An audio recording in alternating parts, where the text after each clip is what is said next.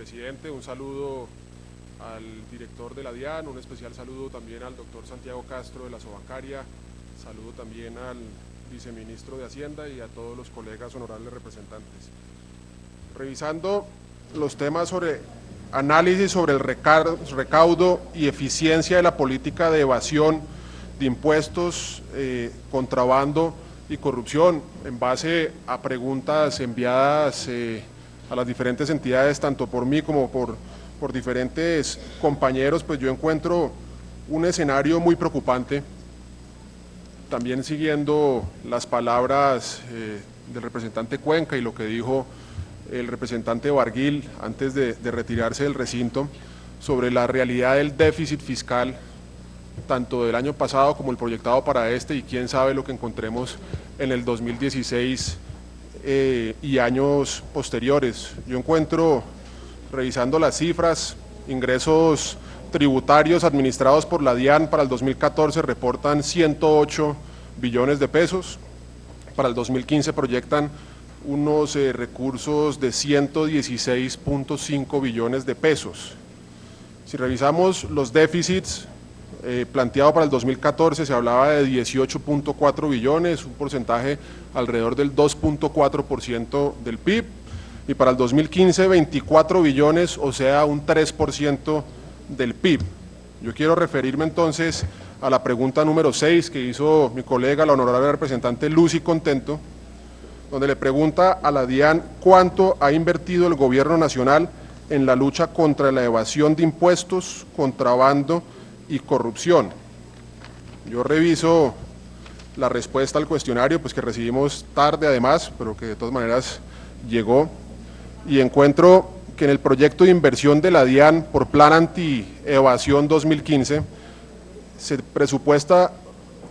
un monto de 161.900 millones de pesos, 162.000 a grosso modo. Y con estas cifras se pretende, entre otros, reforzar con recurso humano los procesos misionales de la DIAN, que ahí asignan una gran mayoría de estos recursos, por conceptos de adquirir el servicio de operación logística integral, asignan otros recursos y se logra entonces pues una planta de personal sobre los 1.800 funcionarios que se dedican a esta tarea. Pero me preocupa que las cifras que después se incluyen en esta respuesta dicen, por concepto de gestión de fiscalización tributaria, la entidad espera obtener 3.5 billones de pesos. Estos representados en gestión lograda por corrección de declaraciones, presentación de declaraciones de omisos, actos ejecutoriados, actos no ejecutoriados, gestión por control perceptivo, terminaciones por mutuo acuerdo y otros conceptos.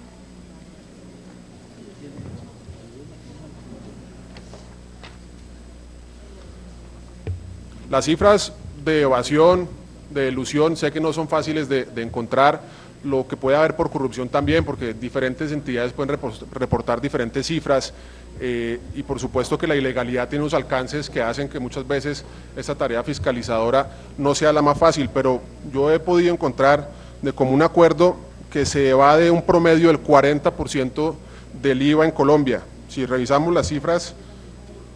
también en los reportes, donde se ve que la DIAN tenía para 2014 un recaudo de IVA en consumo. Presidente, le pido por favor que nos ayude a que haya silencio en el recinto. Gracias, presidente. Nuevamente, si no me va a tocar pedirle el favor que nos den espacio los asesores y no nos dejan el escenario con tranquilidad para que pueda intervenir los citantes. Gracias, doctor Pierre, continúe. Bueno, la idea con la que iba era hablar más o menos o aproximar cifras de lo que se puede estar perdiendo en evasión, elusión en cuanto a la renta, al IVA. Más o menos 40% del IVA se deja percibir en Colombia, pueden ser más o menos 11 billones de pesos. En renta puede ser alrededor del 30%, son otros 15 billones de pesos. De corrupción creo que ni hablar, estamos hablando de cifras porcentualmente mucho más importantes que los 3.5 billones de pesos que pretende recuperar en este año la DIAN con los esfuerzos que está haciendo. Yo adicionalmente, siguiendo este orden de ideas para poder encontrar, digamos, la eficiencia en el recaudo que está logrando la DIAN, hice unas preguntas personalmente a la DIAN y voy a leérselas rápidamente. Yo les pregunté cuál es la proyección de recaudos, los tributos que genera desglosados por sectores. Esto pues, no tuvo una respuesta satisfactoria. La pregunta número 3, ¿cómo avanza el control? ¿Cuántos tenderos están tributando en el país? En la base tributaria de la DIAN, ¿cuántos tenderos pagan IVA? Yo ahí encuentro que hay una tarea que vamos a tener que hacer con mucho cuidado y con mucho juicio, tanto la entidad que usted dirige, señor Pardo, como la que nosotros podemos hacer, que es encontrar los mecanismos para evitar que haya tanta evasión y elusión, porque veo que los ánimos del gobierno siempre son el aumento simple de los impuestos y no la búsqueda de los recursos que se podrían ya percibir con la aplicación de las normas vigentes y utilizando y aplicando realmente el estatuto tributario. Me responden, por ejemplo, en el artículo 592 del estatuto tributario, para determinar si el tendero es declarante de impuestos sobre la renta y complementarios. Después me llevan a otro tipo de respuestas, también haciendo mención al estatuto tributario. Conforme al régimen del impuesto sobre las ventas, estos pequeños comerciantes no son declarantes del impuesto y se clasifican en el régimen simplificado que tienen las características contempladas en el artículo 499 del estatuto tributario.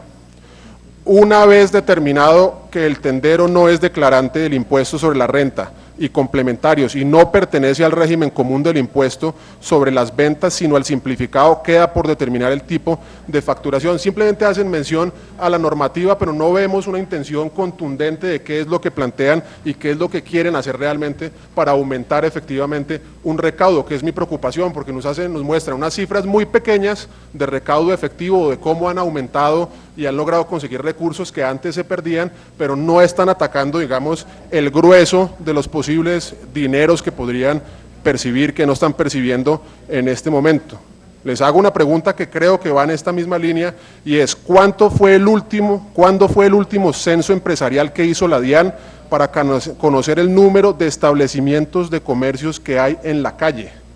Me dicen que eso es una tarea que debería hacer el DANE, que desafortunadamente hacer esta investigación o esta encuesta requeriría y necesitaría unos recursos muy grandes y por lo tanto no pueden llevar a cabo este censo efectivo si no hacen unos simples muestreos. Yo creo que ahí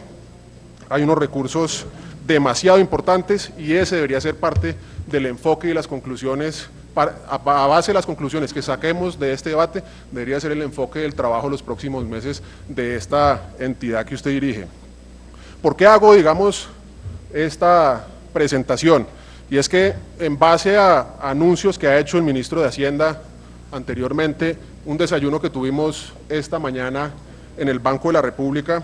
yo encuentro que tenemos un panorama macroeconómico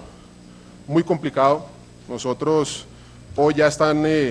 aceptando que hay una inflación que está rondando el 4.5%, proyecciones que han revisado trimestre a trimestre y que yo creo que terminaremos en cifras cercanas, si no superiores al 5% para el final del año, lo cual es gravísimo para el consumidor y por supuesto para la canasta familiar.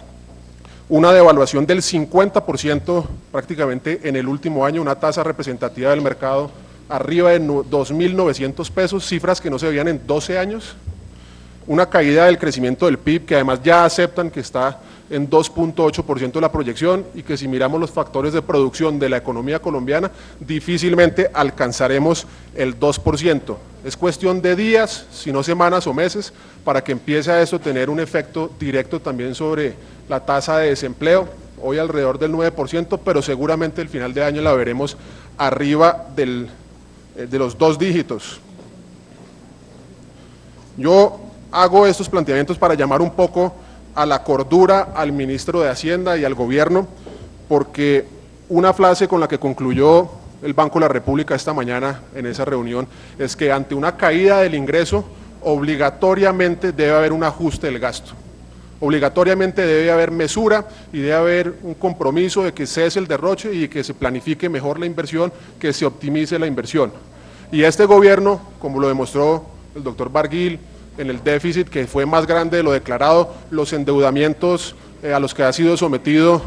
que han hecho anteriormente, las vigencias fiscales que han comprometido anteriormente también muestran que la intención no es la de cesar el gasto, sino todo lo contrario, seguir gastando y gastando e invirtiendo según palabras de ellos. Yo creo que nosotros, producto de este debate, cuando revisamos los pros y los contras de las reformas tributarias, debemos llevar al ministro de Hacienda, con el respaldo de todos nosotros, a la conclusión de que en Colombia no se pueden seguir aumentando los impuestos en contra del aparato productivo, que la única reforma estructural que se puede y se debe hacer es la de bajar los impuestos para aumentar la competitividad del sector empresarial, para mejorar las condiciones de vida de los colombianos y salir de contradicciones como las que tenemos en últimos años, 2012 y 2014, que aumentamos los impuestos y al mismo tiempo respondemos entonces con beneficios tributarios como el PIPE 2.0, como si fuera entonces esto